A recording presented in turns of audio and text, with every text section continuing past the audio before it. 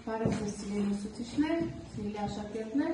այսօր մենք ներկայացնում ենք մեր նախագիծը, որի թեման է կանաչների իրավունքի պաշտպանը, քարտեզագրելով Խոսրով Կոտակի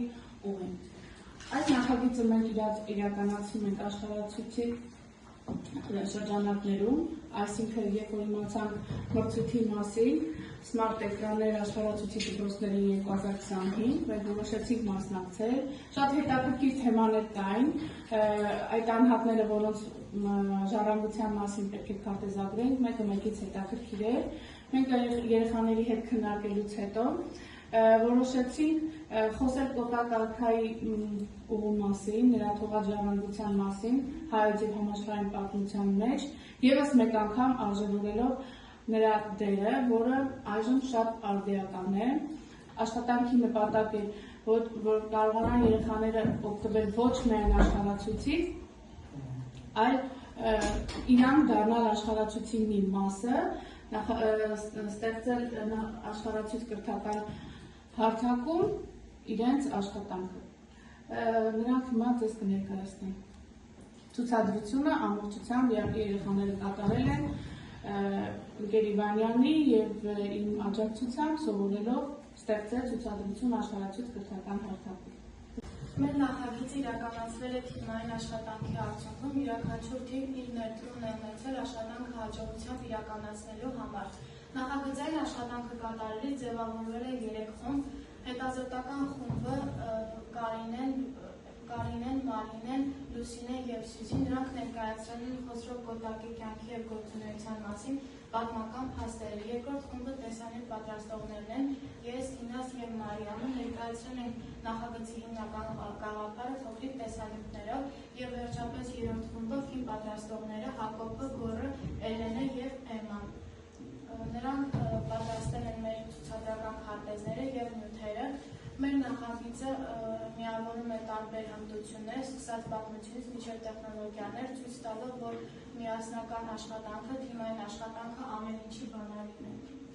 Խոսրով Կոտակին անվանել են կանաչների իրավունքների պաշտպան, քանի որ դեռևս այն ժամանակներում երգոյություն չուներ բնապահպանություն բառը, նա մեծ գաղափար է թողել բնության պաշտպանության մասին, և մեզ համար այս նախագիծը ոչ միայն պատմական հիշեցում է,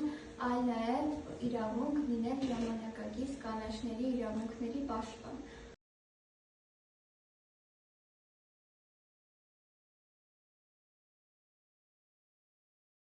Ուսումնասիրությունների ընթացքում մենք այցելեցինք Խոսրովի պետական արգելոց, որտեղ տեսանք այն բնությունը, որի պահպանությունը դարեր առաջ սկիզբ կդրել Խոսրով Կոտակը։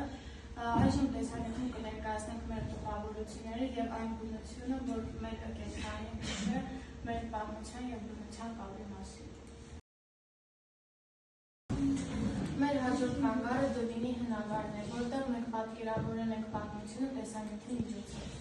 Խոսրով Կոտակի գաղափարության օրոք Հայաստանի անդորը խախտեցին մասնագիտական ցեղերը, նրանք անցնելով կուրը եկան հասան Այրարատ և կարճ ժամանակով գրավեցին Բաղաշապատը, իսկ հայերը հակագրոհի անցնելով ոչ միայն գրավեցին Բաղաշապատը, այլ նաև Օշականի ճակատամարտում սպանեցին Սանեսանի թագավորի սպանեցին և նրա գլուխը վարկեցին Խոսրով Կոտակի մոտ լուծելով Գրիգորի Սիպրեժը։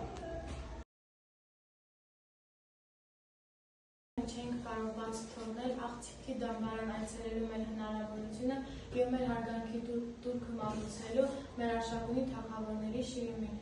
Ծաղիկներ խոնարհեցինք և պատրաստեցինք տեսանյութ, որտեղ ներկայացվում է այս պատմական վայրի նշանակությունը։ Նախագծի շրջանակներում մենք իրականացրել ենք ծառատունք, հիշեցնելու Խոսրով Կոտակի կանաչների իրավունքների պաշտպանի գործը։ Պատրաստել ենք մեդալ և հանձնել ենք ամենաակտիվ մասնակցին։ Այժմ կներկայացնենք տեսանյութը։ Ավարտվեց մեր նախագծային աշխատանքը, նախագծային աշխատանքի ընթացքում երեխաները ուսումնասիրեցին Խոսրով Կոտակի գործունեությունը, վերլուծեցին և հասկացան նրա դերը պատմության և հայ ժողովրդի կյանքում։ Ինչպես սկզբում նշեց ընկեր Մարտիրոսյանը, նախագիծը իրականացվել է աշխարհացույց Smart էկրաններ 2025 ծրագրի շրջանակներում։ Մենք խորին շնորհակալություն ենք հայտնում աշխարհացույցի տնօրինությանը, կազմակերպիչներին մեծ այս հնարավորություն ընձեռելու համար։ Շնորհակալություն ենք հայտնում դպրոցի տնօրինությանը մեր կողքին կանգնելու, աջակցելու համար և շնորհակալություն նախագիծը իրականացնողներին, աշակերտներին իրենց նախաձեռնողականության, հետաքրքրասիրության համար։ եւ այս նախագիծը ցույց տվեց, որ պատմությունը եւ բնությունը ուսումնասիրելը ոչ միայն հետաքրքիր է, այլև ոգեշնչող։ Շնորհակալություն բոլորին։